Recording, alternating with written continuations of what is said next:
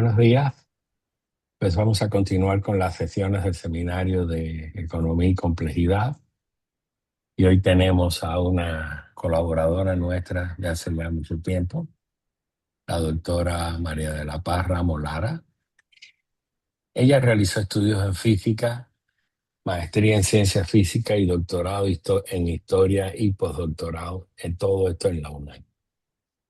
Es autora de 3 libros: Difusión e institucionalización de la mecánica newtoniana en México en el siglo XVIII, se salió en el año 1994. Vicisitudes de la ingeniería en México, siglo XIX, trabajo del año 2013. Y la Escuela Nacional Preparatoria Obra, que salió en el año 2018. Como investigadora del CEISH UNAM, fundó el programa de investigación en historia de la ciencia, el Laboratorio de Investigación Interdisciplinar y Sistemas Complejos, el cual es coordinadora, y las colecciones Ciencia y Tecnología en la Historia de México y Biblioteca Mexicana Historiae Scientiarum, de la cual también es editor. Ha sido galardonada con el premio Enrique Beltrán y las medallas Sor Juana Inés de la Cruz y José Joaquín Izquierdo. Actualmente es profesora del posgrado en Filosofía de la Ciencia en la UNAM e integrante del Sistema Nacional de Investigadores Nivel 2. Sus líneas de investigación son Historia de las Ciencias Exactas y de la Educación Científico-Técnica en México, las Ciencias y las Humanidades en los inicios de la UNAM, Enseñanza, Difusión y Divulgación de la Ciencia en la Historia en México, y Análisis Histórico desde la perspectiva de los sistemas complejos. Yo aprovecho la ocasión para agradecerle a la doctora Paz pues todo el apoyo que nos ha dado a lo largo de estos 15 años y agradecerle además que haya querido compartir esta conferencia con nosotros acá. Entonces, sin más, le doy la palabra a Maripaz. Muchas gracias.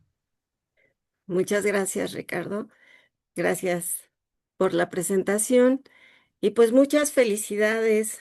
Felicidades a ti y a Rosy por estos 15 años de Seminario de Economía y Complejidad. Y esperemos muchos más. Hoy les voy a platicar sobre los sistemas complejos en la historia de la ciencia. Y para ello me remitiré, como se han dado en otras charlas, a Ludwig von Bertalanffy, quien en su libro Teoría General de Sistemas habla de las disciplinas que para aquel entonces, estamos hablando de mediados del siglo XX, estaban utilizando con gran éxito la teoría general de sistemas. Y nos comenta pues que desde la física y la biología hasta las ciencias sociales y la filosofía, e incluían las ciencias de la conducta y la historia en esos años. Y Bertalanffy señalaba también que los historiadores eran los que mostraban mayor oposición a incorporar estos modelos teóricos para analizar el proceso histórico. Es decir, para incorporar temas de sistemas dinámicos, sistemas abiertos, cerrados, sistemas adaptativos. Y esto es algo que ha continuado todavía. El historiador estadounidense John Lewis Gaddis, quien hace una pregunta y En- dice, ¿es la historia una ciencia? Y a lo largo de la obra, pues va demostrando que sí, es una ciencia. Y entonces nos dice que como es una ciencia, su proceder metodológico es parecido al de otras ciencias. Y así como la historia se dedica a narrar hechos del pasado que no se pueden reproducir, así hay ciencias que estudian fenómenos que ocurrieron en el pasado y que no se pueden reproducir, y entre ellas se encuentra la astrofísica, la geología, la paleontología, la biología evolutiva, y entonces nos comenta que así como estas ciencias tienen sus metodologías, también la historia de la historia tiene metodologías. Y en ese sentido, la historia también puede incorporar herramientas de las ciencias de la complejidad. Y se pueden estudiar fenómenos históricos considerando algunas características como estas, como la dependencia sensible a las condiciones iniciales, es decir, que pequeños acontecimientos pueden producir grandes consecuencias. También sobre fractalidad y pone como ejemplo los modelos de autoridad de Foucault. Y nos dice que estos modelos se reproducen de una manera muy similar en las familias, en ciudades, en instituciones, en naciones, en la cultura. También nos habla de la autoorganización, que está muy unida a la adaptación y que nos permite analizar la conducta interactiva de masas, instituciones e individuos. Aparece la ley de potencia inversa y nos da algunos ejemplos, principalmente relacionados con la guerra, eh, donde digamos que muchas guerras tienen pocas bajas y guerras muy grandes son muy pocas que tienen muchas bajas. También incorpora la característica de criticalidad y como ejemplos muestra la caída de los imperios y el inicio de las guerras. Y en ese sentido, los historiadores, aunque tienen esta oportunidad de incorporar a la complejidad como metodología, son pocos los estudios que lo han hecho. El campo donde más las herramientas, los sistemas complejos, al menos en la historia de la ciencia, es en la cienciometría. Y aquí tenemos al padre de la cienciometría, el físico e historiador de la ciencia inglés Derek J. de Sola Price, quien publicó en 1963 este libro, Little Science, Big Science, donde cuantifica el quehacer científico y encuentra tres grandes características. Por una parte, el crecimiento exponencial de la ciencia, donde encuentra la manera tan rápida en la que se están produciendo artículos, libros, materiales científicos. También nos habla de la transición que ha tenido lugar de la Little Science a la Big Science, es decir, de individuos que de manera aislada y trabajando en laboratorios pequeños se dedicaban a la ciencia, ahora ha cambiado a un esfuerzo industrial masivo y multimillonario financiado por gobiernos y corporaciones, y esto principalmente después de la Segunda Guerra Mundial. Y la tercera característica que él encuentra es la ley que le llama la ley de ventaja acumulativa, resumida en el que más tiene, más recibe.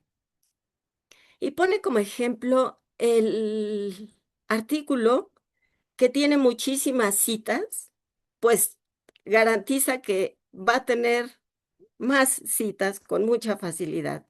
Y en cambio, estos numerosísimos artículos que tienen pocas citas, pues va a ser difícil que cuenten con más citas. Y en ese sentido se cumple también esta ley de potencias. Al físico inglés es que él tenía vínculo con el creador de la base de datos conocida como la Science Citation Index, hoy Web of Science, una base que inicia en 1964 y este estrecho vínculo que mantuvieron hizo que Derek de Soya publicara al año siguiente, en 1965, este artículo de Networks of Scientific Papers que publica en la revista Science y que se convierte en el artículo fundamental para cualquier trabajo que se quiere hacer sobre cienciometría. Y de aquí despegan los trabajos y este es el campo en el que más se ha trabajado en términos de historia de la ciencia. La teoría de redes se ha convertido en una herramienta bastante atractiva para este campo, como ya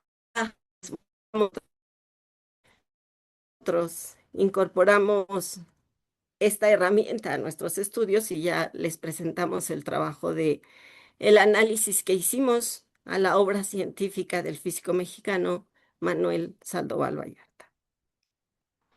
Pero hoy me gustaría platicarles más sobre esta otra dirección que consiste en analizar a las instituciones como sistemas complejos, como desde la perspectiva de los sistemas complejos adaptativos, un término acuñado por Kaufman a partir de 1995. Y dentro de sus características así generales, algunas de las más generales, se encuentran estas, que son las que he incorporado a este trabajo que ya nos mencionó Ricardo sobre el estudio de la trayectoria de la Escuela Nacional Preparatoria. Sí, es que se abrió el micrófono de alguien. Sí. Entonces, entre las características que se mencionan para hablar o estudiar una institución desde la perspectiva de los sistemas complejos se encuentra la interconexión de los elementos que conforman un sistema, esta interacción que se da de manera permanente y cuyos elementos pueden ser personas, grupos, departamentos, etcétera. También está la de adaptarse al entorno. Las instituciones no son estructuras rígidas y se van ajustando a sus cambios internos, pero también a los factores que les llegan de fuera, que pueden ser factores políticos, económicos, tecnológicos, entre otros. Está la emergencia de patrones, que surgen dinámicas colectivas que no pueden explicarse por las acciones individuales. La no linealidad, que pequeños cambios pueden tener efectos, el feedback, que puede ser positiva en los sistemas y que amplifica, genera una amplificación de lo que está generando, y puede ser negativa y que trata de estabilizar al sistema a su estado inicial. También está este tema de la autoorganización, donde hay prácticas, reglas y estructuras que surgen sin planificación centralizada. Estas van evolucionando producto de la interacción de estos elementos. Y está la diversidad, que cuando tenemos una amplia diversidad en los elementos, esto da resiliencia, hace robusto al sistema. Esta heterogeneidad de actores, roles y perspectivas fortalece la capacidad de la institución para enfrentar crisis y adaptarse. Y esto es algo que le ocurre a la institución que yo estudié, que es la Escuela Nacional Preparatoria, y que lo vamos a ver más adelante. Y está también la sensibilidad a las condiciones iniciales, en el sentido de que el punto de partida histórico, cultural o político condiciona fuertemente la trayectoria de la institución.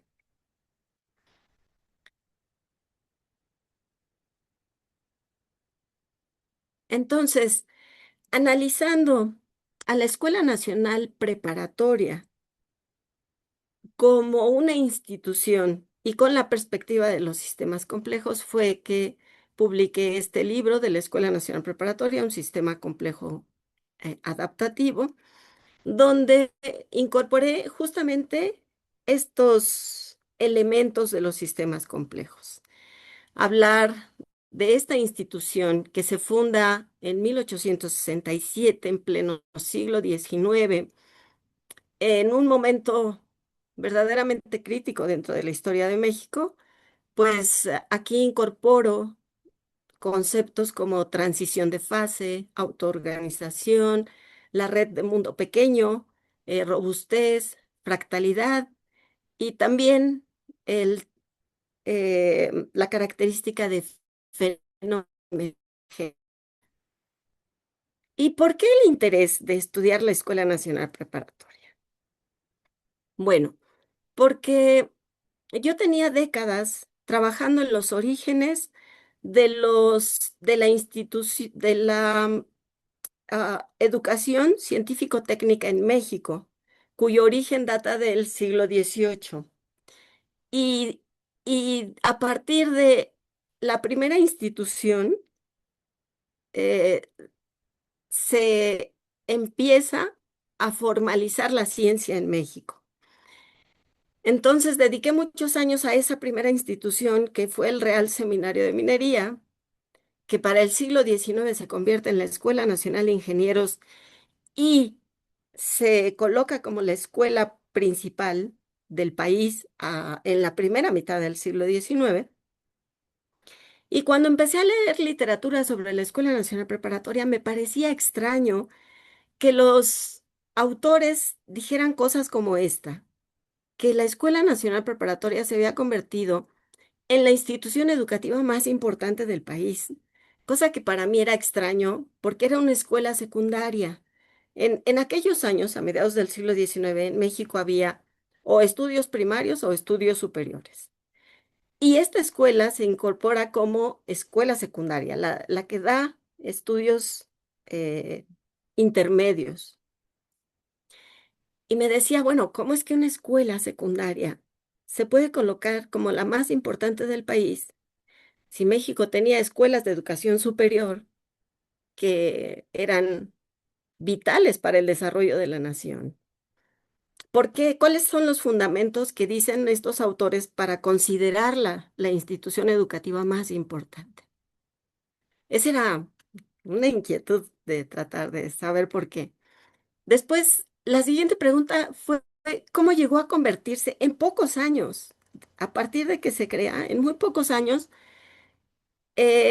se incorpora con un modelo curricular ejemplar que es emulado en varios estados de la República Mexicana. Y el que más me causaba asombro era este, que lo mencionan varios historiadores, que se convirtió en la piedra angular en la creación de la Universidad Nacional de México en 1910. La, Nuestra Real y Pontificia Universidad, que se había fundado en el siglo XVI, fue cerrada en 1865 por el emperador Maximiliano de Austria y México se quedó sin universidad. Así que la universidad que tenemos hoy se funda en autónoma y se transforma en lo que hoy es la UNAM. Y lo que nos dicen los autores es que la Escuela Nacional Preparatoria fue piedra angular en la creación de la máxima casa de estudio. Y eso era extraño para mí. Entonces, yo me encontraba en aquellos años buscando los orígenes de la formalización de la ciencia en México.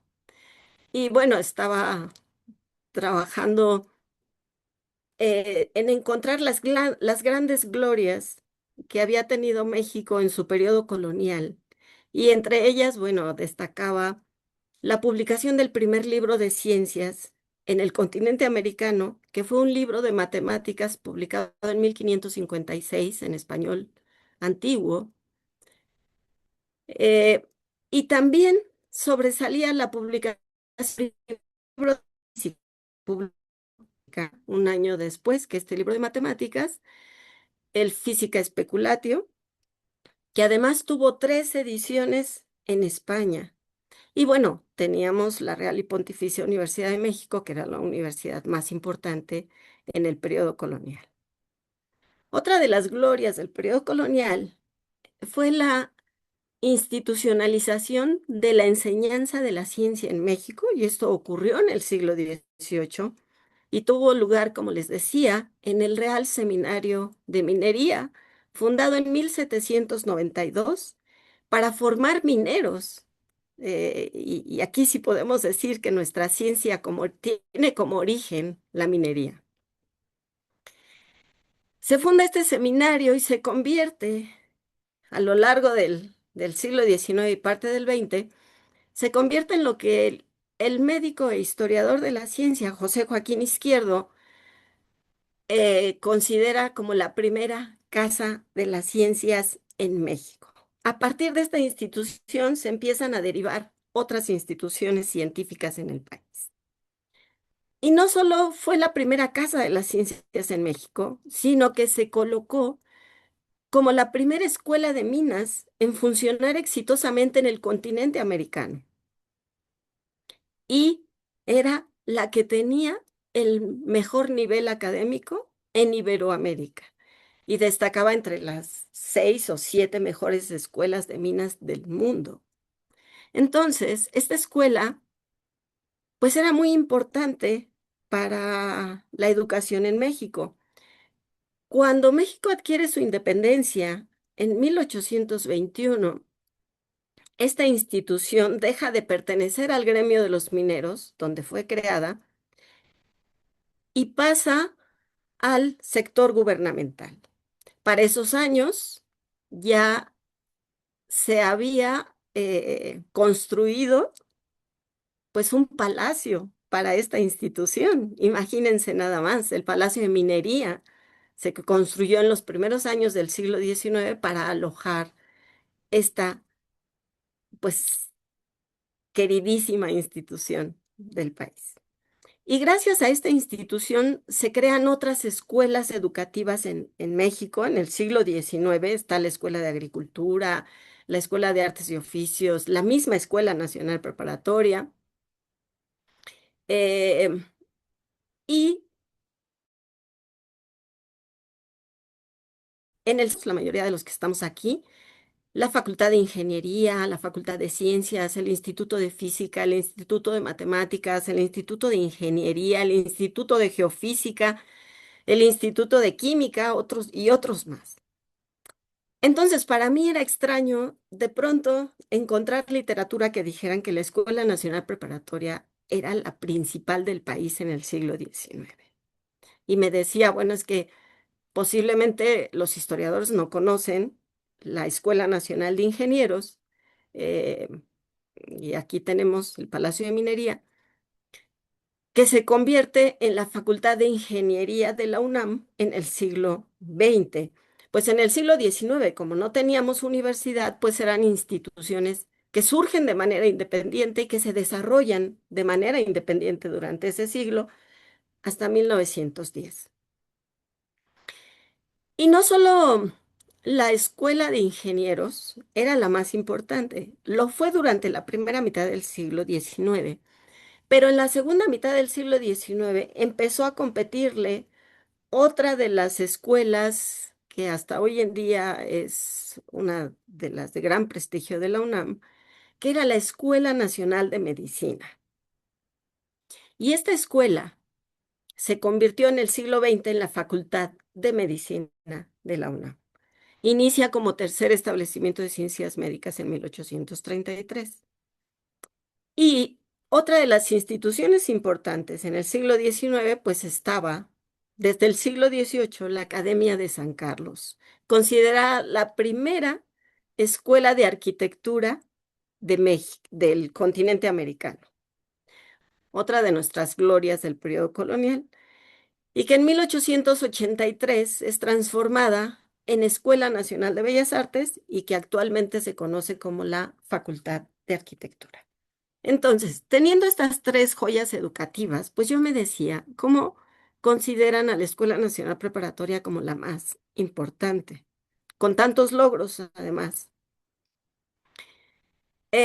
Entonces, con estas tres escuelas que acabamos de mencionar, pues en el más instituciones educativas. Con el apoyo de estas escuelas, pues se crea la Escuela Nacional de Agricultura y Veterinaria en 1853, la Escuela Nacional de Artes y Oficios en 1856, que esta es una escuela también secundaria, pero terminal. Los alumnos salían y ya tenían un oficio.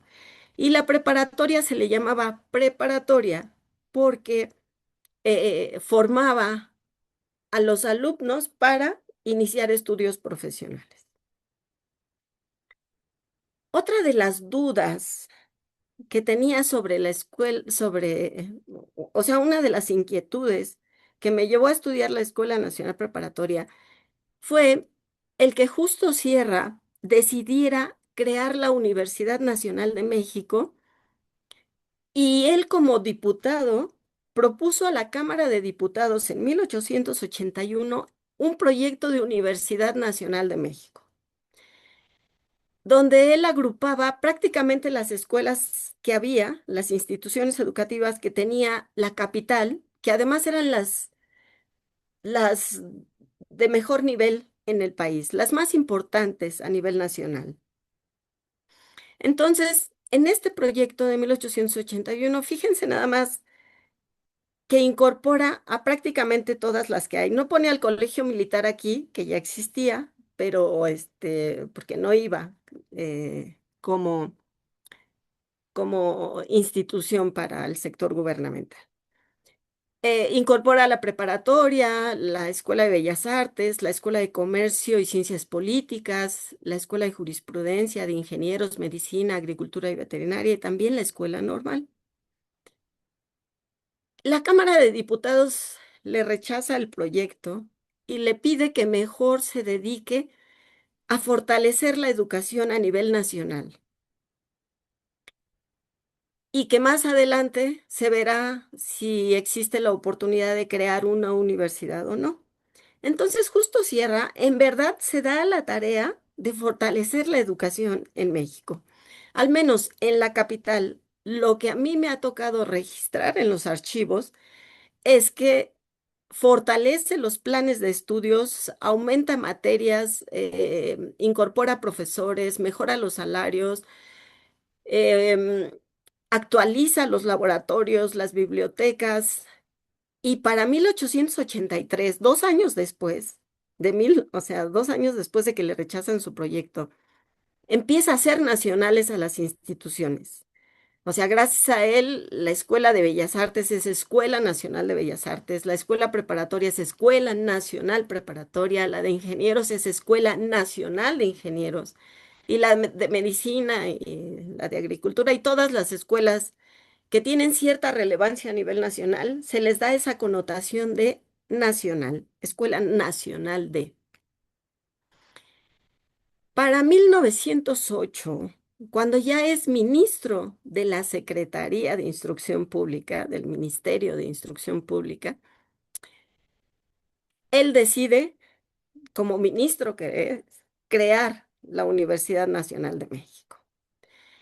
Y decide crearla para conmemorar el 100 aniversario de la independencia del país. Escoge 1910, el año para la fundación de la Universidad de México. Y fíjense nada más. De las instituciones que él había propuesto en 1881, las reduce. Estamos hablando para 1910 de casi 30 años después. Para 1910 ya tenemos más instituciones educativas, todavía más que las que teníamos en el siglo XIX. Y él las reduce. Y yo me decía, bueno, ¿por qué las reduce? ¿Por qué se queda solamente con estas?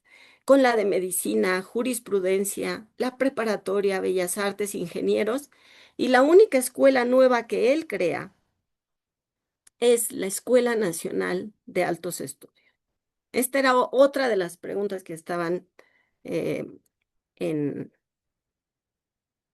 en mis proyectos.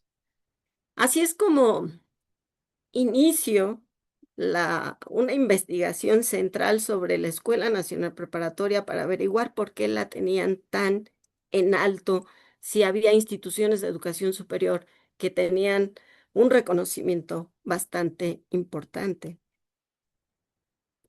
Ma- Se fundó en 1867, en un año de verdadera crisis para el país. O sea, una, una pobreza. México había perdido más de la mitad de su territorio ante Estados Unidos, había tenido conflictos internos, había tenido invasiones extranjeras y tenía conflictos internos con el grupo conservadores contra liberales. Y a veces ganaban conservadores e imponían sus reglas, ganaban liberales e imponían sus reglas. Y en este triunfo de 1867, cuando los liberales eh, ganan la guerra, deciden que tienen que hacer algo para que no exista esa fluctuación de ahora les toca a los otros y otra vez nosotros, eh, y que cambie de bando el poder. Ellos quieren garantizar la permanencia de los liberales en el poder y le ponen toda su mirada a la creación de una institución que es de nivel secundaria y que se llama escuela preparatoria. Y ellos dicen, tenemos que tratar de erradicar esta em, educación que tiene la mirada sobre la religión y ponerla sobre una institución que su mirada sea la ciencia, que su base sea científica y que la verdad sea demostrada a través del método científico y no a través de la fe. Entonces, la escuela preparatoria tenía que tener un plan de estudios eminentemente científico y además se iba a convertir en el blanco de ataque del grupo de los conservadores. Y aquí viene esto de los sistemas complejos adaptativos. ¿Cómo logró sobrevivir a ataques? Ataques donde en algún momento de la historia el mismo ministro de Instrucción Pública quiso cerrarla y no pudo cerrarla, ¿sí? Em, eso es parte de lo que hablaremos. El plan de estudios con el que inicia la Escuela Nacional Preparatoria es verdaderamente sólido. No es una copia de ningún plan de ningún país. En este libro que les presento de la Escuela Nacional Preparatoria en Sistema Complejo Adaptativo, aquí muestro cómo el plan de estudios surge de los estudios preparatorios que ya se venían impartiendo desde 1843 en las distintas instituciones educativas y los retoman y los juntan en un solo plan. Después se crea la escuela preparatoria.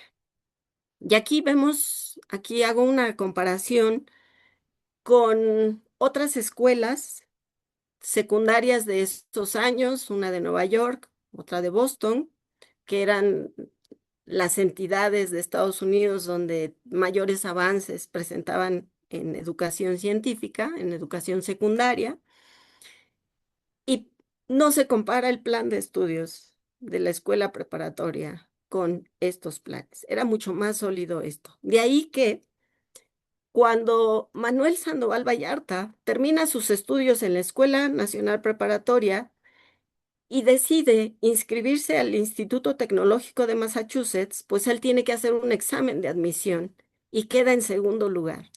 Y sus profesores asombrados le preguntan, oye, ¿cómo le hiciste para ser tú el que quedara en segundo lugar? Y él dice, porque estudié en la Escuela Nacional Preparatoria.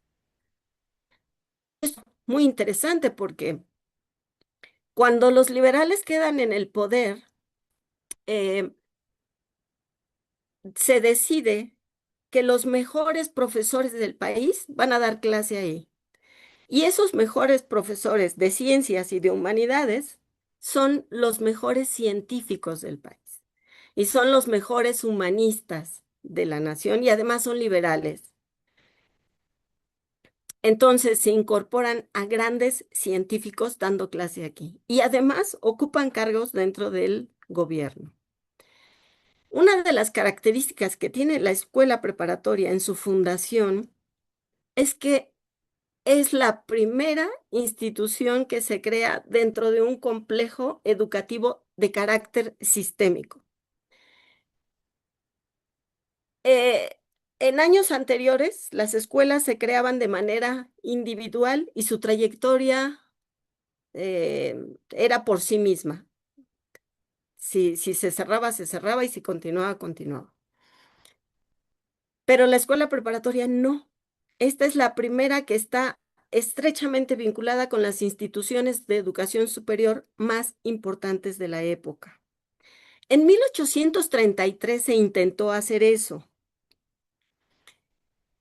pero el grupo liberal que lo intentó hacer de inmediato fue derogado al año siguiente lo que propuso. Y entonces el primer proyecto educativo de carácter sistémico va a ser para la Escuela Nacional Preparatoria. Y sobre este proyecto es que se funda la Universidad Nacional de México. Y es por ello que se considera a la escuela preparatoria la institución más importante del país. Entonces, en el siglo XIX, eh, existen solo dos niveles educativos a principios del siglo XIX, la educación básica y la educación superior. Y los estudios preparatorios que ya eran importantes a nivel mundial, en varios países se habían creado escuelas secundarias de manera independiente. Eso en México no era posible porque no tenía recursos para hacerlo. Así que la educación preparatoria se incorporó para cada escuela de nivel superior. Cada una tenía sus estudios preparatorios. Si el plan de estudios de ingeniero de minas duraba 5 años, ahora tenía 3 más de estudios preparatorios. ¿Sí? Ahora duraba 8 años. La escuela de medicina solo duraba un año sus estudios preparatorios. Así que cada institución decidió tenerlos por su cuenta. Pero con la creación de la escuela preparatoria, se sacan todos estos estudios preparatorios y se llevan a una sola institución, que es la escuela preparatoria. Y aquí es donde está la mirada de todos, los liberales para construir y reconstruir el país y de los conservadores para derrumbar esos ideales. Entonces, las, algo que decide Benito Juárez como mandatario del país ante la comisión que organiza para desarrollar este proyecto educativo,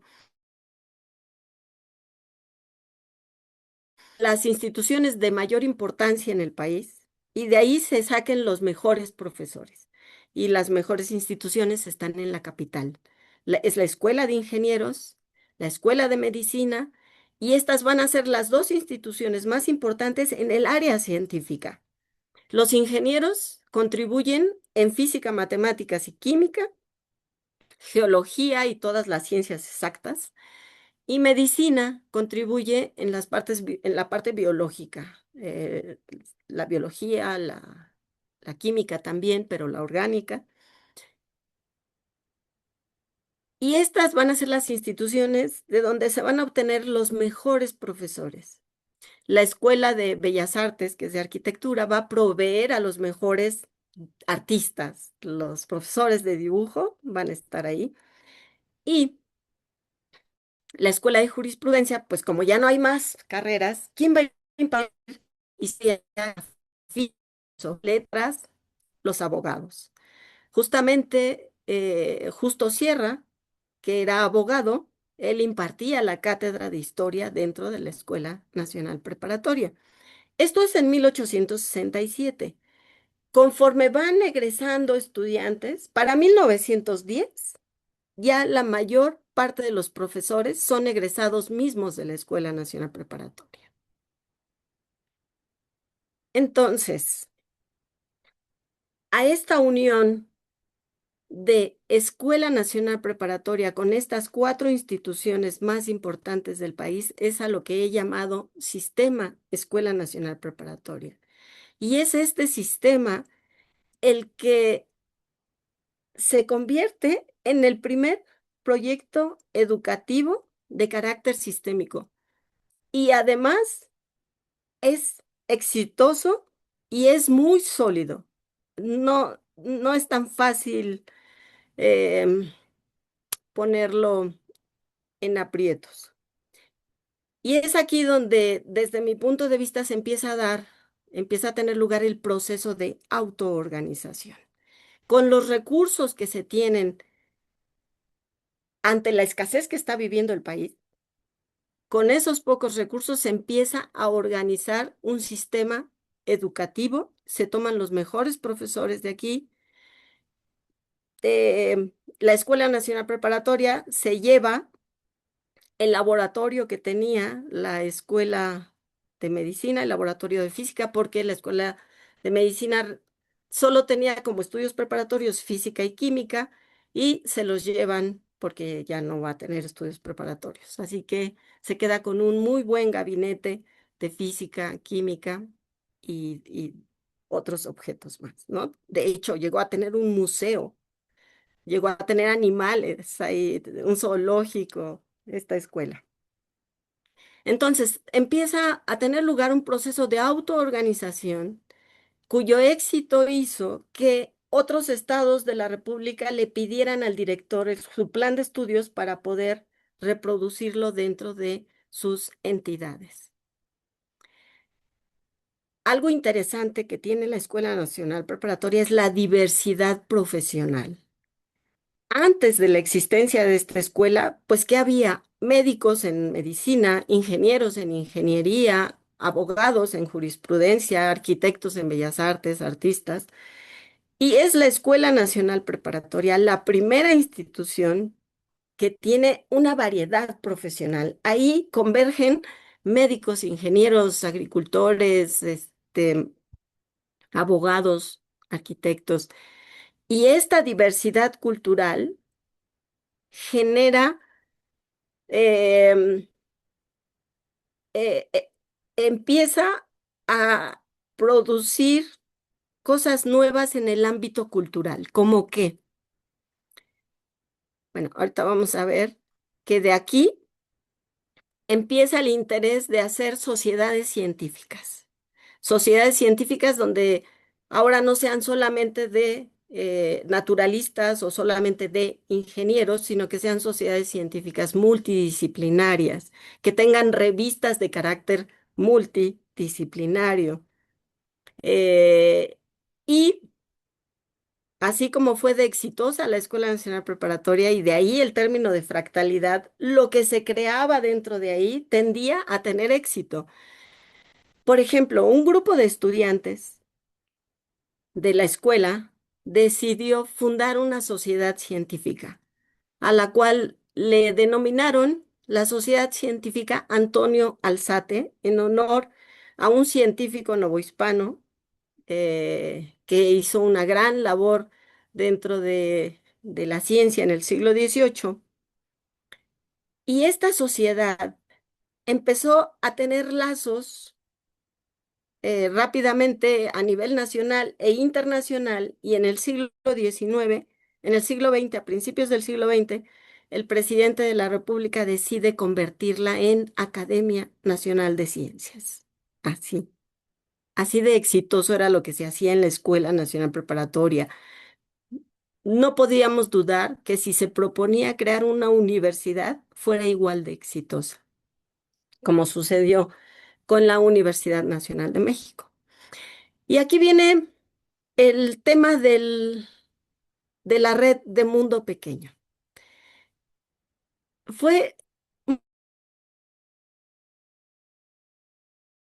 si ustedes hubieran sido estudiantes de esta escuela preparatoria, hubieran conocido a los mejores científicos, hubieran tenido como profesores a los mejores científicos del país, como el caso de Leopoldo Río de la Loza, considerado el químico más brillante de México en el siglo XIX,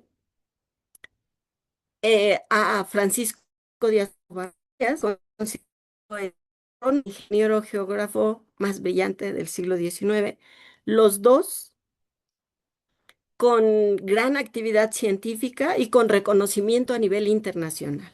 Es decir, que en esta red de mundo pequeño, un estudiante, por el solo hecho de estar en la Escuela Nacional Preparatoria, ya tenía contacto, así en estos grados de separación, en su primer grado de separación, ya tenía contacto con los mejores científicos del país.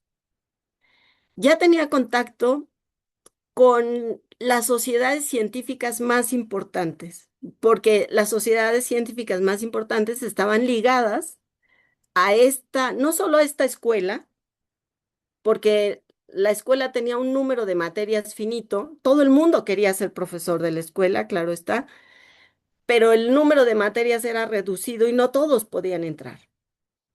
Entonces, muchos de estos grandes actores que crearon sociedades científicas, instituciones científicas, las instituciones científicas que conocemos empiezan a crear a fines del siglo XIX, como el Instituto Médico Nacional, el Instituto Geológico Nacional, hoy Instituto de Geología, el Observatorio Astronómico Nacional, que está a cargo del Instituto de Astronomía, y bueno, todas estas instituciones, todo esto empieza a surgir de este sistema de Escuela Nacional Preparatoria. Si no surgía de profesores de la Escuela Nacional Preparatoria, surgía de profesores de la Escuela de Ingenieros o de Medicina o de Arquitectura.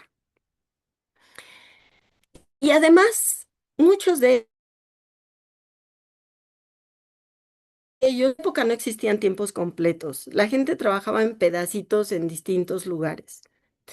Entonces, era probable que ahí tuvieran como profesores al ministro de Fomento, ¿no? Díaz Covarrubias trabajaba para el Ministerio de Fomento. El mismo Ministerio de Fomento surge de la Escuela de Ingenieros, ¿sí?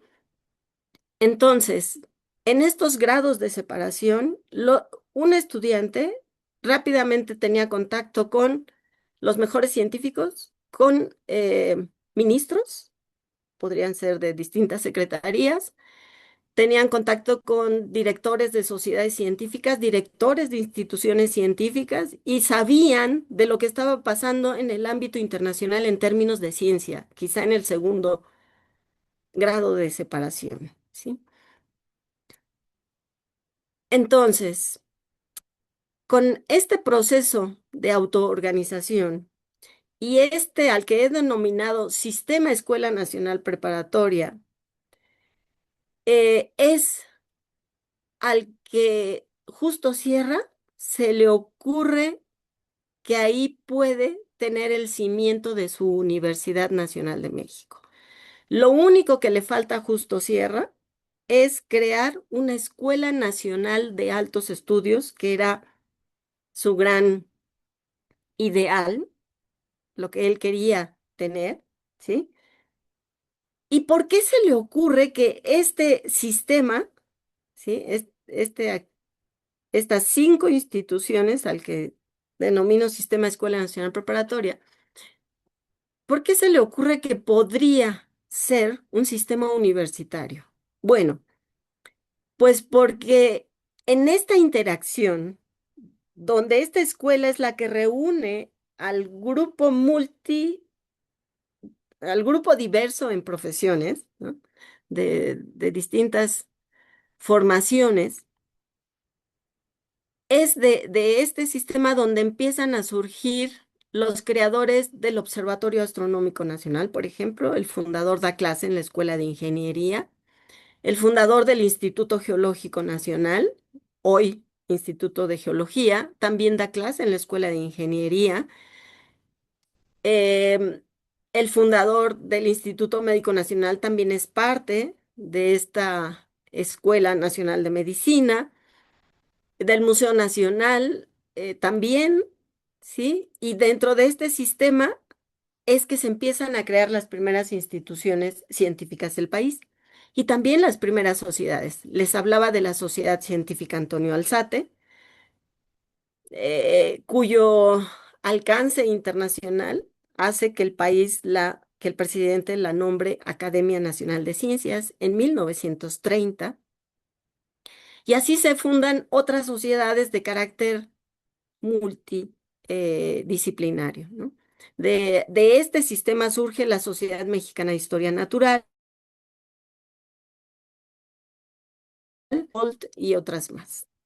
Entonces, muy probablemente Justo Sierra rápidamente vio que en este sistema Escuela Nacional Preparatoria, ¿sí? En este vínculo, ya existía esta interacción sistémica por sí misma, tenía actividades de docencia, pero también tenía actividades de investigación, porque muchos de los catedráticos de ese sistema pues hacían investigación en estas instituciones científicas y tenía actividades de difusión, porque ellos mismos eran o los fundadores o miembros de estas sociedades científicas.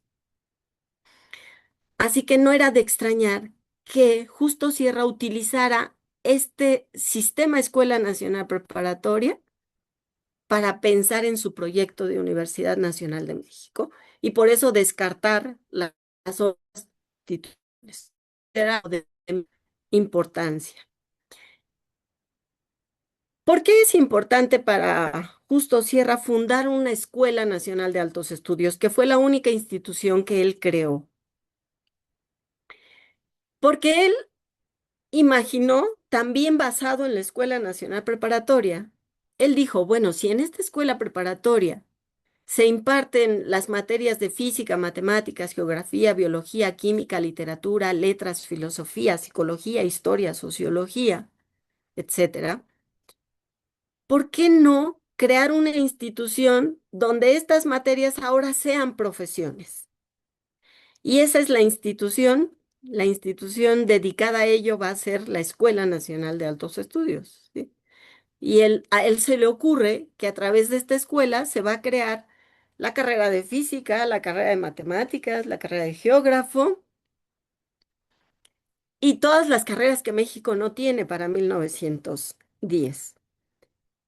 Algo que es verdaderamente difícil, porque si tengo todo un palacio de minería para ingeniería y tengo un palacio de medicina para medicina, ¿de dónde voy a sacar recursos para una escuela de física y para una escuela de matemáticas?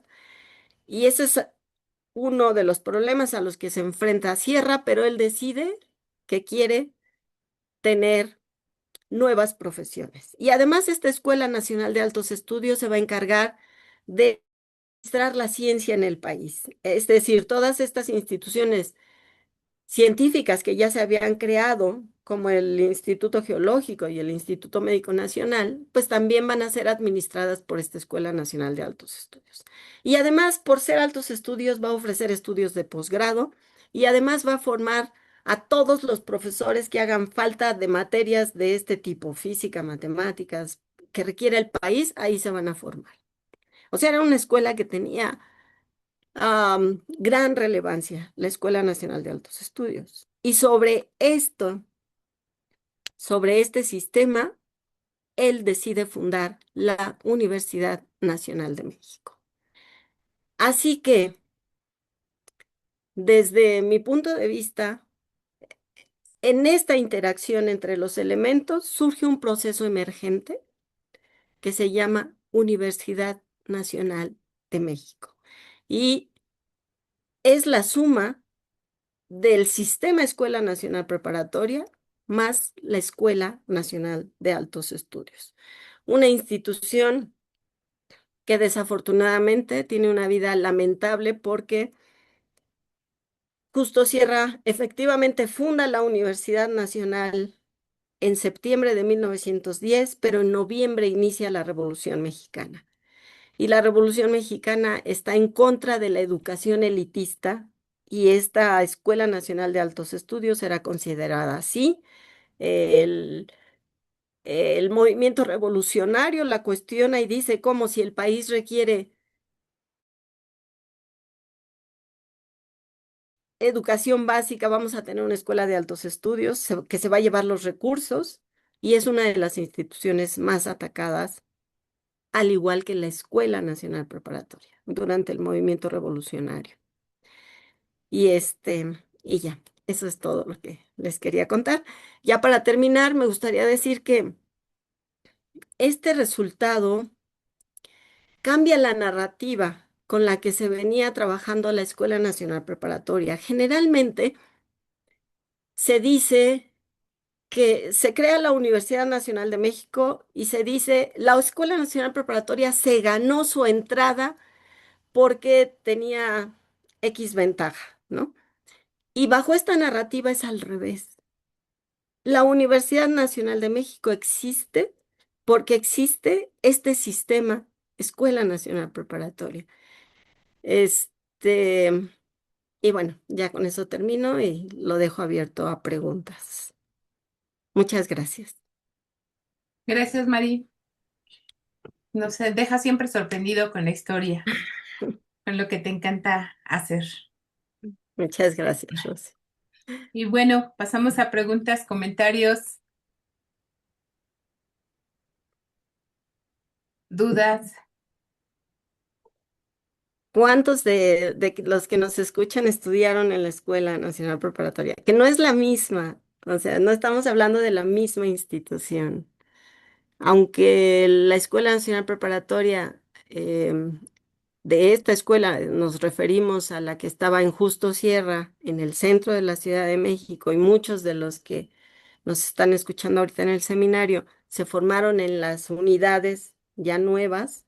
Este, no estamos hablando de la misma institución.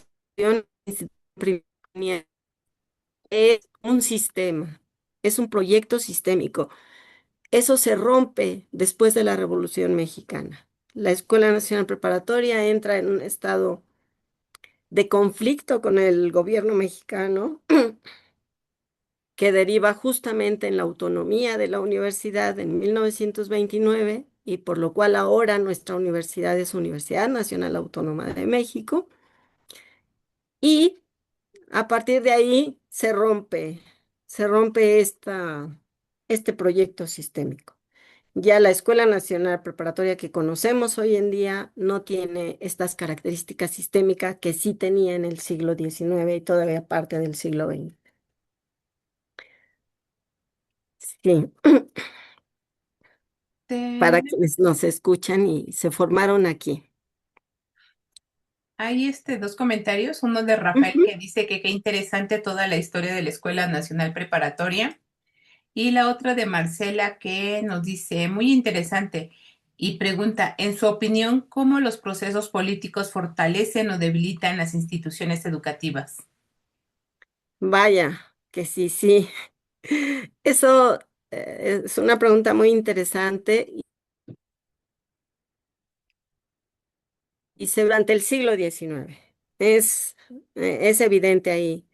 La Real y Pontificia Universidad era la institución más importante del país durante el siglo XVIII y todavía parte del siglo XIX. Y cuando llegaron los liberales al poder con toda esta fuerza en 1833, decidieron cerrarla. Entonces llegaron los conservadores, derrocaron todos sus proyectos y decidieron reabrirla. Y luego los liberales, cuando quedaron en el poder, decidieron cerrarla.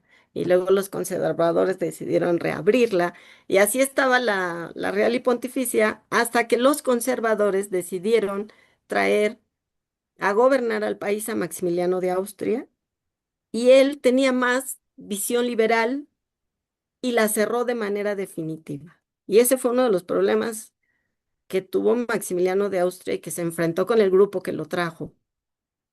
Pero definitivamente em, estos factores externos son definitivos para la supervivencia de las instituciones educativas. Sí. Gracias, Mari. Doctor José Luis, por favor. Buenos días, todavía son días a todas y a todos. Pues sí, en efecto es muy interesante esta plática que nos da la doctora Mari. Y bueno, solo quería comentar a propósito de lo que hoy se ha mencionado, de que estamos celebrando en la UNAM el 475 aniversario de nuestra universidad, que bueno, hay diferentes estudios documentados que nada tiene que ver esa antigua universidad denominada pontificia, y que, bueno, parece que entramos en una etapa de confusión, ¿no? Que pareciera ser que es la prolongación o proyección desde hace 475 años a la actual doctora, como los médicos, ¿no? Desde el inicio de la conquista buscan apropiarse del poder político en nuestro país. Y bueno, uno de ellos ya en el siglo XIX va a ser Valentín Gómez Farías, quien a su vez es quien suspende, ¿no? Cierra la Universidad Pontificia de México, precisamente sosteniendo, ¿no? Que la iglesia se había apropiado del conocimiento y busca, ¿no? Busca ya transformar esta enseñanza litúrgica por una enseñanza más racional y científica. Creo que ahí está un gran rompimiento, ¿no? Con la Universidad Nacional.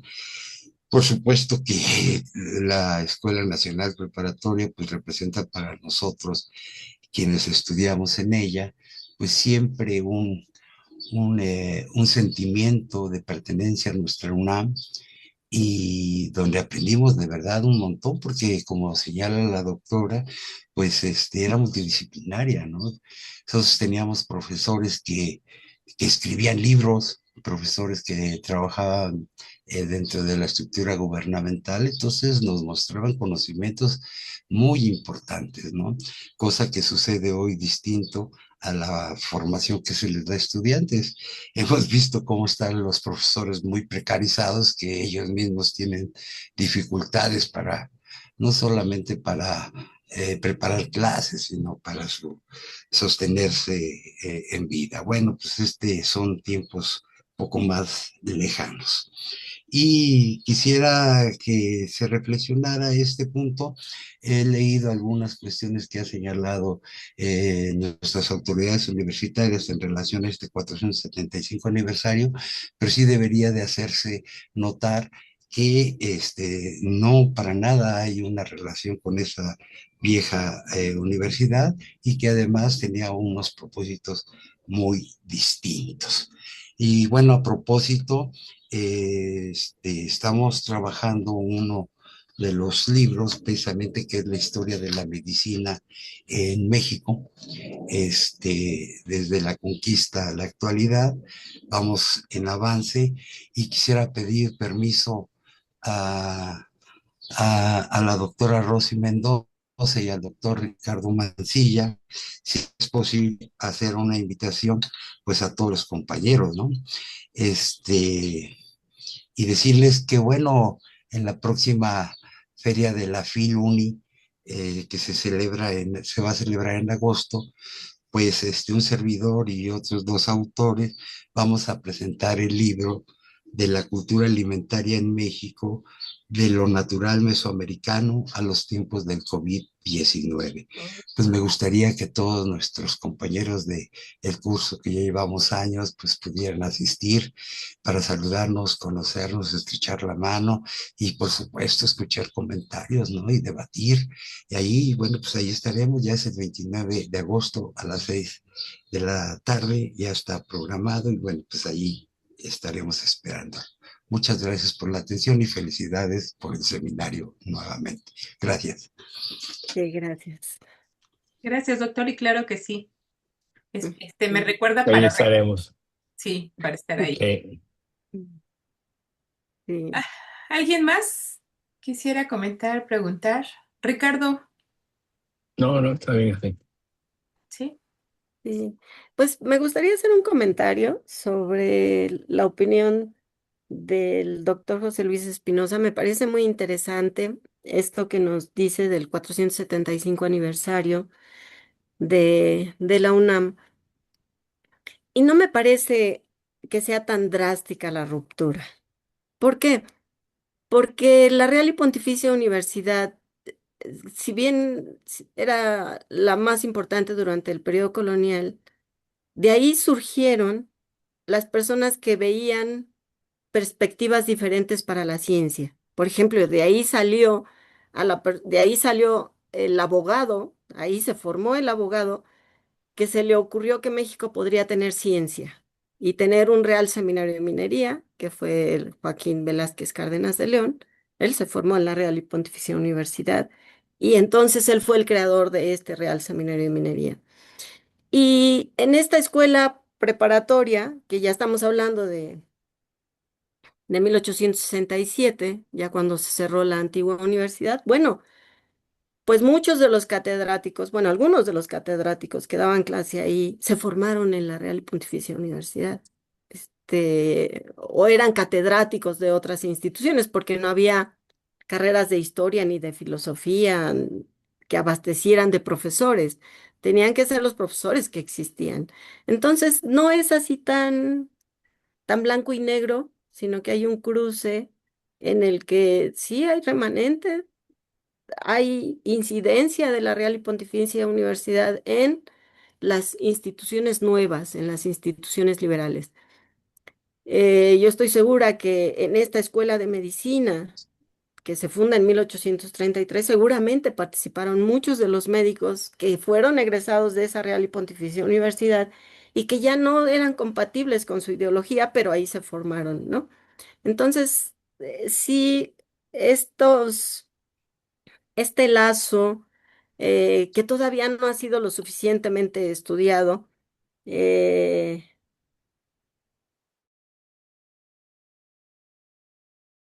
a mí sí me parece correcto retomar esos antecedentes y colocarlos como parte de nuestro desarrollo. Finalmente es parte de esa trayectoria em, la que ha incidido en la evolución de la universidad. Sí, gracias. Gracias, Mari, por tu comentario. ¿Alguien más?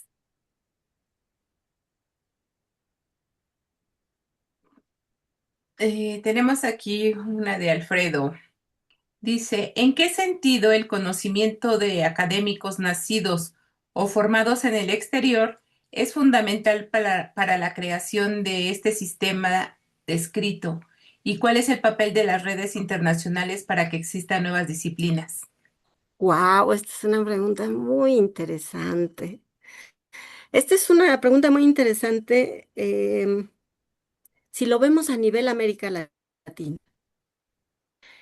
Eh, Nosotros, nuestra física y matemáticas, por ejemplo, surge de esta escuela de ingenieros. Ahí es donde se gesta la carrera de física y matemáticas, que es una institución que tiende a ser nacionalista. Esto es algo muy importante de decir, porque en el siglo XIX, en, pues este Real Seminario de Minería empieza con profesores extranjeros. El primer director, que es un español, Fausto de Luyar, que además es descubridor de un elemento, del elemento del wolframio, le llamó él, y hoy es tungsteno. Él decide que va a formar su primer cuadro de profesores con extranjeros, así como él se formó en la escuela de minas más importante del mundo, que era la escuela de Alemania, pues él quería casi egresados de esa escuela de minas de Freiberg para que fueran profesores de esta escuela de México, y casi lo logra. Andrés Manuel del Río, que fue un gran catedrático y que descubrió un elemento aquí en México, el elemento del vanadio, y que dio gloria a este Real Seminario de Minería como una gran institución científica a nivel mundial. em, pues era la idea, que tuviéramos profesores extranjeros. Pero conforme avanzó los primeros años del siglo XIX, sus profesores se enfermaron y murieron, a excepción de Andrés Manuel del Río, que fue un catedrático que duró casi toda la primera mitad del siglo XIX formando generaciones. Se hizo muy nacionalista en México. hubo tendencia a que los mexicanos fueran los que se formaran de manera autodidacta y crearan nuevas carreras. Por ejemplo, la carrera de ingeniero electricista de la que hablamos alguna vez, pues no había ingenieros electricistas aquí, pero los ingenieros se preparaban ellos mismos y ellos abrían esta carrera con nuevas materias y demás. Existía mucho esa idea de la autoformación, la formación de uno mismo, cosa que no ocurría en otros países de América Latina, ¿sí? El caso de Argentina, por ejemplo, donde llegan eh, muchos europeos, muchos físicos, matemáticos europeos, y que ellos son los que empiezan a fomentar el desarrollo de estos campos en esos países. No sé cómo habrá sido en Cuba, pero en el caso de México sí hay una tendencia de que sean los mexicanos los que inicien. El caso de física y matemáticas, por ejemplo, las profesiones, como se requerían de personas que fueran físicos y México no tenía físicos, pues lo que se hace es mandar mexicanos a estudiar a otros países, y ya que se formaron, aquí llegaban y se incorporaban como catedráticos, pero al final del día eran los mismos mexicanos. Sí había uno que otro extranjero, pero no era en su mayoría, como sé que ocurrió, me parece que también en Chile, pero Argentina pues es un caso muy claro donde sí hay muchos profesionales de Europa. Gracias. Gracias, Mari. Un comentario de Joel dice, yo resaltaría la tradición de los profesores españoles del exilio. Sí, tienes razón. Ciertamente, no en física y matemáticas no incidieron mucho, pero en química sí, y en ciencias biológicas sí incidieron mucho. Sí, en ese sentido sí. Este, hay, hay una gran influencia de, de químicos, principalmente biólogos formados en España, que dan un gran impulso a esos campos aquí en México. Sí, de acuerdo, gracias. Adrián Soto pregunta que si hubo influencia de las logias masónicas en el proceso. Pues qué excelente pregunta. Eh, yo no he visto muchos estudios sobre ello, pero sí se sabe, al menos se sabe que Benito Juárez pertenecía a una logia masónica y que varios miembros de su gabinete lo eran también. Pero ¿qué tal? Y no lo sé, es muy interesante la pregunta. Sí. Gracias, Mari. Ujú, ¿Alguien más? Fíjate, Mari, que ujú. hay una suerte de relación universal entre las escuelas de minería y la física y la matemática, porque Poincaré realmente era graduado de la Escuela de Minas Sí. de París, que era muy famosa. Eh, León Guarrá y Pareto también eran graduados de la Escuela de Minas.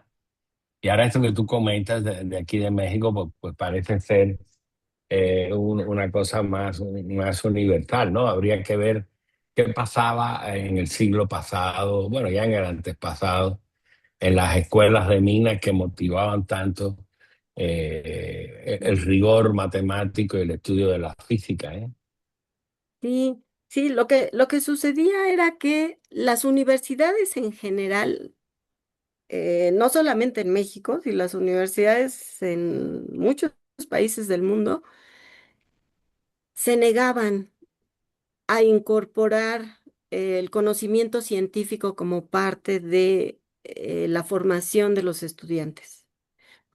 Y como el conocimiento científico ya estaba bastante estructurado y sólido y con buenas aplicaciones a muchos sectores, especialmente la minería y la parte militar en la construcción de armas y en la parte naval para la formación de los pilotos navales y demás, lo que se decidió, y esto es algo como muy espontáneo, como un acto de reorganización a nivel mundial, es que se empiezan a formar escuelas aparte de la universidad. Así surgen las escuelas de minas, que al principio no tienen reconocimiento, ¿eh? ¿Por qué? Pues porque las universidades son las que tienen el poder del reconocimiento eh, a nivel general. Entonces se empiezan a formar estas escuelas de minas y escuelas de pilotos y escuelas militares de manera autónoma, pero después empiezan a ganar tanta fuerza, porque esto que dices tú es verdaderamente cierto. Los grandes físicos empiezan a surgir de las escuelas de minas, los grandes químicos empiezan a surgir de las escuelas de minas, los grandes profesores y catedráticos, y entonces las universidades, cuando quieren incorporar esas materias, tienen que traerlos de ahí, ¿sí? Y es ahí donde se abastecen de profesores de química, de física, de matemáticas. Pero empiezan así como instituciones aparte, como ajenas, y ya después se incorporan a los programas de estudios universitarios. Sí. Gracias, Mari. Hay otra pregunta. Dice, ¿tendría que ver por el impacto de la revolución industrial en el desarrollo tecnológico y económico? Sí, Bueno, definitivamente sí. en el caso de la termodinámica es obvio, ¿eh? Es, Porque las primeras personas que se dedicaron a la termodinámica en Francia fueron militares. sí, sí, Entonces sí. uno dice, pues, eh, ¿por qué estaban? Y yo creo que sí. Sí, Hay una frase muy famosa de Schrödinger, de Erwin Schrödinger, que dice, la, la física estadística le debe más a la máquina de vapor que lo que la máquina de vapor le debe a la física estadística. Y es verdad, porque fue el empuje de los problemas que habían con la máquina de vapor los que llevaron a Maxwell, a Boltzmann y a Gibbs a meterse a fondo en el problema. Eso es un hecho conocido. sí, sí, sí. Sí, esto fue un debate que ya veíamos en otra participación anterior de la ciencia internalista y la ciencia externalista, ¿no? Que los científicos internalistas decían, no, la ciencia solo nace del conocimiento puro y se va desarrollando a partir de ahí. Y llegan externalistas que demuestran que la termodinámica nace del medio industrial, ¿no? Y la ciencia, finalmente, en el último tercio del siglo XIX, se convierte en una pieza fundamental del desarrollo industrial. No es la industria sin ciencia. Antes sí, a principios del siglo XIX sí, pero a principios del siglo XX no.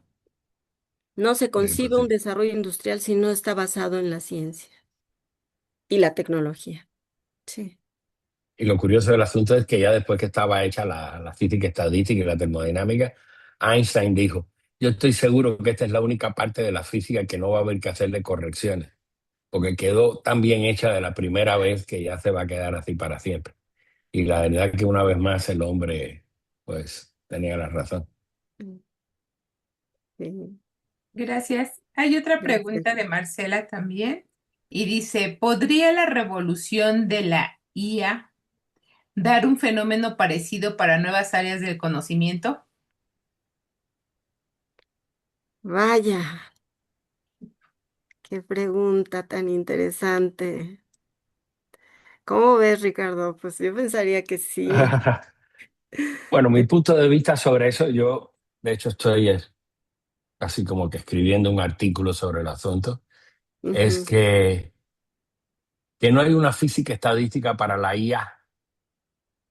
La IA se ha ido construyendo poco a poco, pues a partir de entrenar unos algoritmos, pero de manera muy heurística. Es decir, los que entrenan y construyen los algoritmos de inteligencia artificial, sobre todo los de aprendizaje profundo, que es esta última revolución de la inteligencia artificial, ¿no? Pero si uno lo mira en casi todas las etapas, siempre el asunto es de forma muy heurística, ¿no? ¿Cómo aprendió? Esta es una buena estrategia. ¿Cómo no aprendió? No usamos más esta estrategia. Y en eso es en lo que estamos ahora. Pero entonces cuando un algoritmo esto de un gran modelo de lenguaje, un LLM, súbitamente empieza a cometer errores y a hacer cosas como decirle a su creador, a mí me gustaría casarme contigo, como le pasó con la gente de OpenAI, pues entonces lo que se le ocurre a los que trabajan en eso es decir que el algoritmo alucina. Obviamente eso es un eufemismo, ¿no? No tiene ningún sentido decir que el algoritmo es eufemismo. Lo que no se sabe, ellos no saben, y nadie sabe en la actualidad cuál es la manera correcta de entrenar un algoritmo. Y si uno se fija, eso pasó con la máquina de vapor. Las primeras máquinas de vapor explotaban con mucha frecuencia. Las ponían a trabajar, no se sabían bien las leyes de la termodinámica y la máquina de vapor, es decir, ¡boom!, explotaba y mataba un montón de gente. Y buena parte de los estudios de Carnot, que era por cierto un militar, que fueron los que comenzaron con esto, el ciclo de Carnot y todas estas cosas, pues fueron básicamente para resolver ese problema. La gente no se puede seguir matando.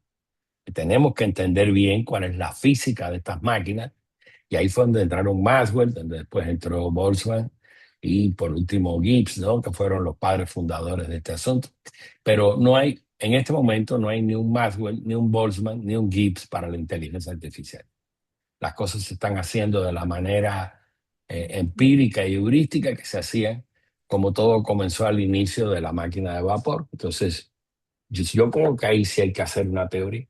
De hecho, salió, puedo mandar la cita del trabajo, sí, que se va a mandar a Rosy para que la ponga aquí en el seminario, de un trabajo que lo pusieron en Archive, pero que va por ese camino, ¿no? Y alguien se dio cuenta de ahí y dijo, no, pues a esto hay que formularlo bien, saber cuáles son las condiciones suficientes y necesarias y se pueden conseguir los teoremas que garanticen el buen entrenamiento, por decirlo de alguna manera, de la IA, y no que todo quede así en algo empírico, ¿no? Sí, cierto, Ricardo. Ricardo, ¿y cómo ves esto de los procesos emergentes dentro del desarrollo de la IA? ¿No crees que que haya en un futuro procesos emergentes de los cuales no tenemos ni idea en este momento? Pues va a pasar estos señores de Anthropic cuando fueron a sacar el último modelo de cloud. Bueno, también le pasó a OpenAI, ¿no? O sea, sacaron un modelo de lenguaje de esto que decidieron definitivamente pararlo. Pero la razón fundamental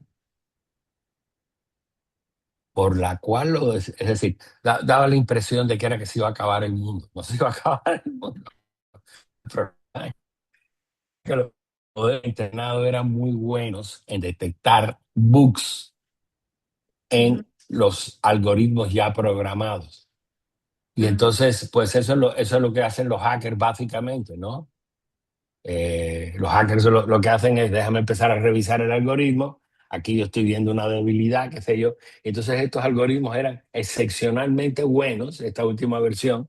Pues tú le pasabas el kernel pues de qué quieres, de Unix, o le pasas el kernel de todo Google, y de buenas a primeras los tipos lo empiezan a revisar y dicen, mira, aquí hay una debilidad, y aquí hay otra, y aquí hay otra, y este se puede usar de tal manera para romper el asunto. Entonces los tipos dijeron, pues lo que vamos a soltar para la calle es una fiera que se va a comer el trabajo de la humanidad, ¿no? Y entonces esa fue la razón.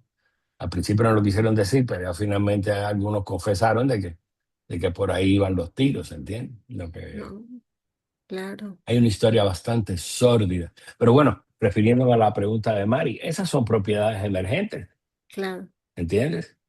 Esas son cosas que si los hubieran soltado, hubieran salido a flote en este sistema complejo que es nuestra sociedad, como algo que no podía haberse,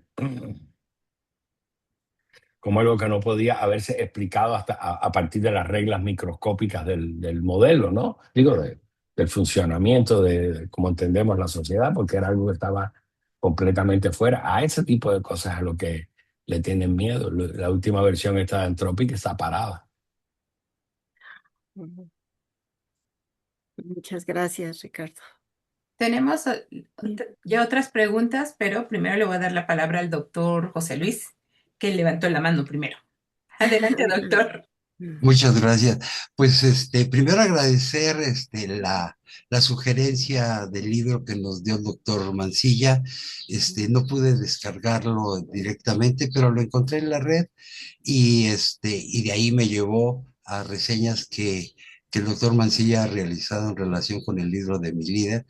Y pues no terminé el libro de mi líder, pero las reseñas sí ya las terminé y me gustaron. Fueron muy interesantes y creo que me voy a mantener en ello. La otro comentario es en relación con la inteligencia artificial, si esto puede producir cambios radicales como se dieron en el siglo, la transición del 18 al 19.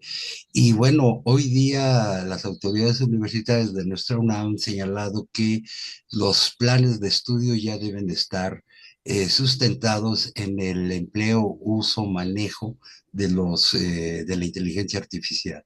Todo aquel plan de estudios que no esté considerando la inteligencia artificial va a ser considerado ya obsoleto, lo cual creo efectivamente que es cierto. Y la misma UNAM ya creó este centro, ¿no?, de inteligencia artificial, donde obviamente van a tener que debatirse, analizarse, ¿no?, cuál va a ser el papel de la inteligencia artificial en la formación ya no de las futuras, sino de las presentes generaciones. Y bueno, pues, estamos esperando también ver este tipo de propuestas que se vayan realizando. Bueno, es cuanto, gracias. Muchas gracias. Gracias, doctor. Tenemos aquí la pregunta de Joel Abraham y dice, buen día, doctor. Acabo de entrar a la sesión y me acabo de percatar del título de la presentación. En ese sentido, me gustaría preguntarle, ¿qué influencia tiene la propuesta de Rolando García en los sistemas complejos, especialmente en el CEICH? Bueno, pues Rolando García, él fue uno de los pioneros de los sistemas complejos en México, al igual que el doctor Germinal Cocho. Germinal Cocho fue pionero por parte de la UNAM, del Instituto de Física, y Rolando García fue pionero por parte del CIMBESTAF, del Instituto Politécnico Nacional. Y con el paso de los años decidió incorporarse a nuestro centro, se incorporó y ahí estuvo trabajando en este campo de los sistemas complejos.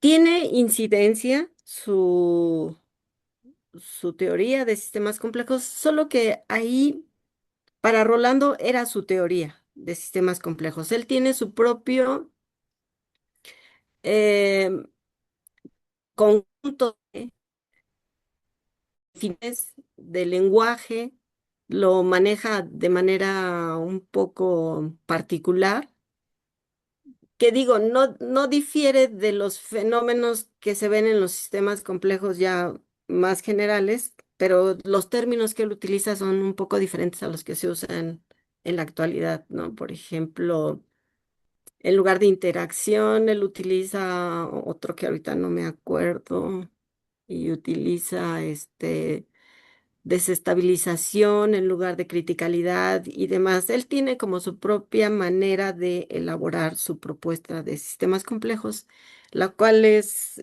dentro del sistema, pues es muy válida y sí tiene incidencia. Influyó mucho Rolando García, especialmente en las ciencias sociales. Gran parte de sus seguidores están formados en ciencias sociales porque tiene una manera muy clara y muy sencilla de poder plantear un problema. Eso tiene su propuesta, que es una gran ventaja. Tener ya el planteamiento de un problema es un gran avance. Y la propuesta de Rolando García ayuda mucho. Tiene gran facilidad para dar claridad en la propuesta de los problemas. Y ya si se quiere profundizar en estos problemas, sí creo que se tienen que utilizar ya un conjunto de definiciones o de herramientas ya más actuales, ¿sí? porque Rolando no utilizó la teoría de redes, ni teoría de agentes, ni nada de eso que ahora es muy actual, pero en sus bases, pues es una teoría bastante sólida. ¿Y que ha influido en el CEICH? Sí, sí ha influido, nos dejó un legado bastante importante, al igual que nos dejó Germinal Cocho también en sistemas complejos. Gracias, Mari.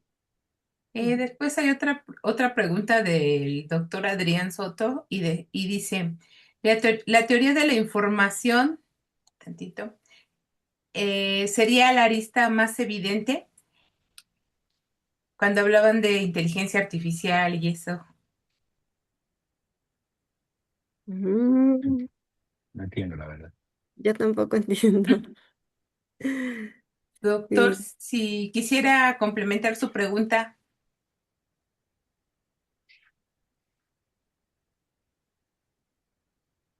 doctor Adrián. Bueno, ahorita vamos a continuar con otra de Alfredo, que dice, la autoorganización es posible si hay ya formación interna de recursos humanos que, que hace aplicar el conocimiento local al desarrollo económico o que se replique en un sistema nacional en ese sentido educativo. Es autoorganización es Autoorganización posible deportiva. y haya formación interna de recursos que hace explicar el conocimiento local. No entiendo bien la pregunta, pero en términos de lo que es la Escuela Nacional Preparatoria, la autoorganización se entiende como que de pronto en la misma interacción del sistema se va organizando el sistema sin que haya alguien que lo dirija. De pronto el sistema va tomando elementos que se van incorporando y van evolucionando y van tomando una forma que solo esa forma derivó de ahí. Por eso se considera esto del movimiento de las aves como un movimiento autoorganizado, porque no hay un ave que esté dirigiendo el movimiento de todas, sino que es el conjunto en sí el que lleva esta trayectoria, esta evolución.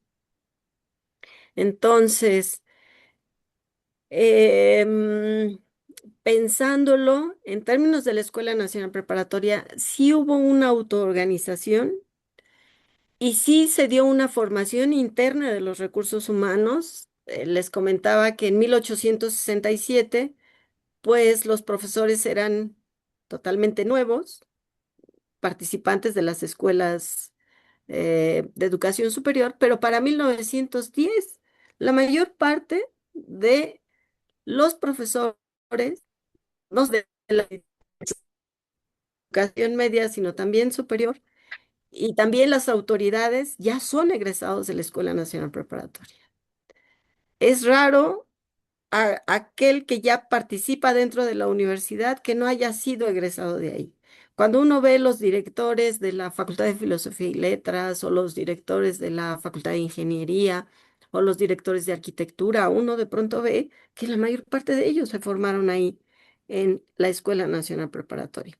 Y que si esto es importante para el desarrollo económico, bueno, pues estos mismos egresados eh, empezaban a participar en las secretarías de Estado.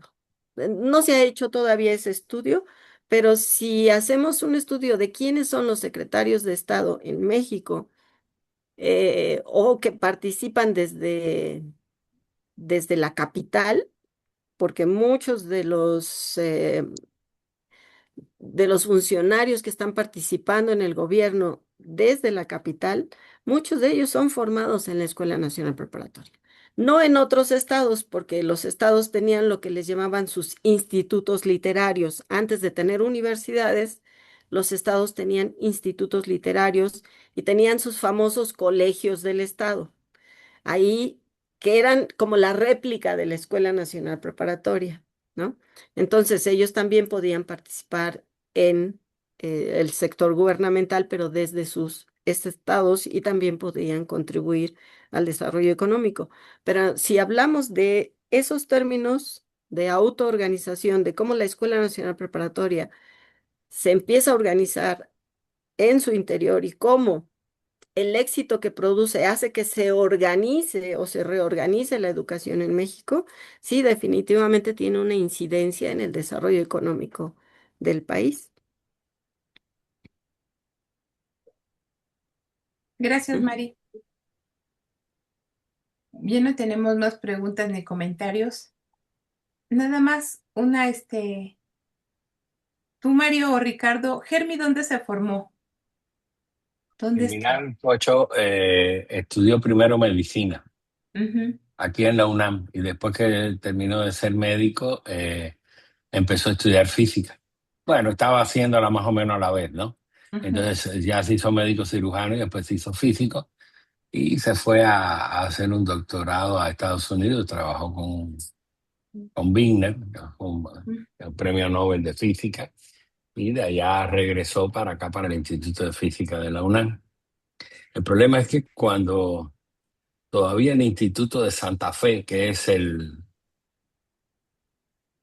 paradigma, por decirlo de alguna manera, de los sistemas complejos a nivel mundial, cuando el Instituto de Santa Fe todavía no estaba formado y no había nada, pues ya él tenía organizado en la Facultad de Ciencias un grupo que le pusieron un nombre un poquitito más amplio, se llamaba Ciencia y Sociedad, ¿no? Era Ujú, un seminario que se llamaba así, pero empezaron a tratar ahí los fenómenos de la complejidad mucho antes de que él en eso fue un precursor, le sacó fácil 10 años de ventaja a los demás, ¿no? Entonces después, pues lo que quedó claro es que el trabajo que ellos habían hecho se alineaba más con la perspectiva de los sistemas complejos del Instituto de Santa Fe. Sí, Joel Abraham, dije Instituto de Santa Fe, sí. Santa Fe, Nuevo México.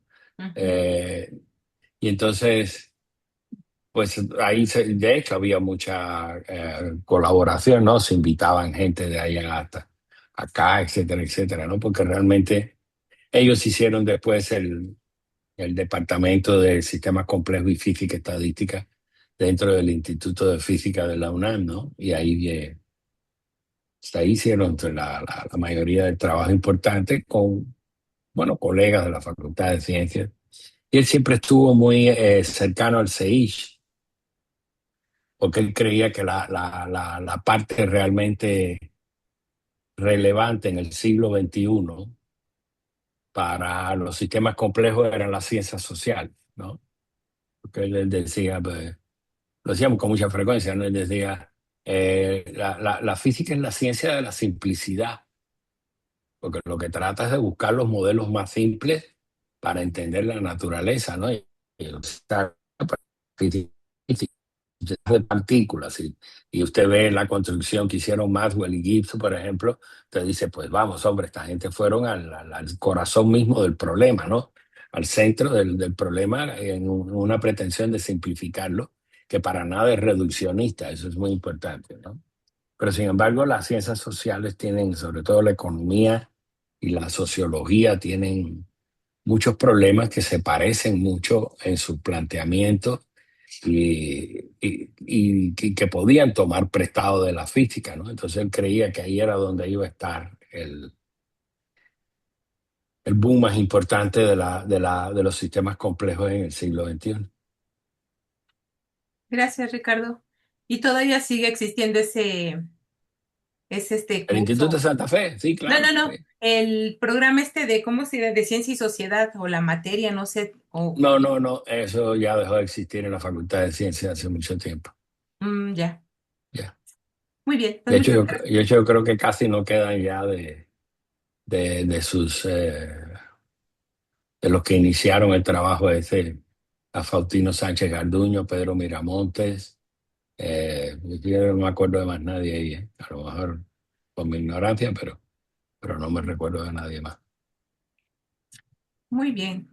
Pues muchas gracias, Ricardo. Ya no tenemos más preguntas ni comentarios. Ya puse el paper del cual yo me refería ahí en el link, ¿eh? Es Sí, un trabajo de archivo. sí. Bueno, pues muchas gracias y muchas felicidades por los 15 años. Gracias Gracias, a ti, Mari. Gracias a ti por todo tu apoyo a lo largo de estos años. Muchas gracias. gracias, sí. ¿Quién viene la semana que viene? Jorge Zaragoza. Con Jorge Zaragoza Ándale. vamos a cerrar Y este Jorge es semestre. el último de este semestre. Exactamente, Perfecto. exactamente. Bueno, pues muchas gracias. Nos vemos en una semana Que para esté muy terminar bien. con esto. Cuídense mucho. Sí, nos vemos. Dicen que gran conferencia, Mari. Muchas gracias. Sí. Pues que estén muy bien. Nos vemos